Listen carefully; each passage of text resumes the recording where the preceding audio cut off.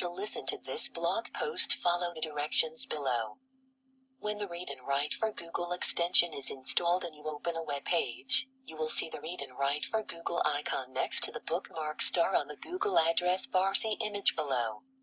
Click on the icon and the Read and Write for Google floating toolbar. See image below will appear. Click the tab again to hide the toolbar. Click on the hover speech button that looks like a speech bubble with a cursor and then click beside the start of the next paragraph. Hey gang, and so now that you've kind of figured out how to access the written work on a web page using Google Read and Write, I just wanted to show you a few of the other features that are available. For example, one of them here is the picture dictionary. So we're going to go down here and we're going to select a word. So let's look at bubble. So we've selected our word and we're going to click on our picture dictionary. Perhaps after I get rid of that. Oh, there we go.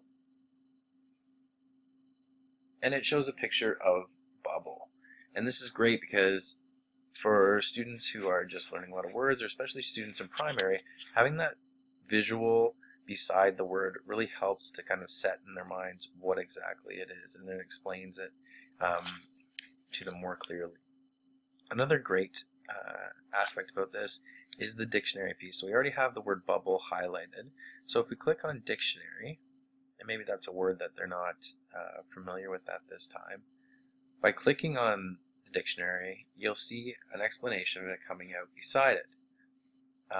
What the students can also do with this is, in many cases, they can hear the audio for what it is as it breaks it down, and it gives them a little bit more of an explanation, which is great.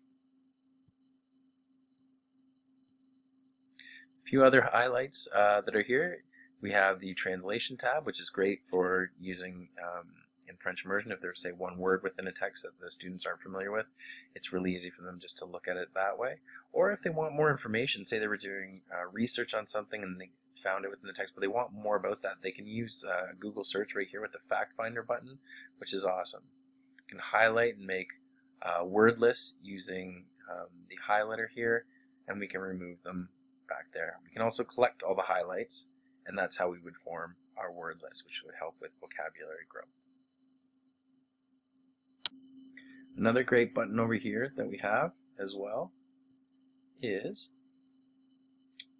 our vocabulary lookup, so that'll help us to access some of the words that we've already placed in there, as well as simplify page, which is great for students who are looking to access a certain content level that is age appropriate to them, but perhaps the language, particularly in this case the French language, is a little bit too advanced for them, which is often the case.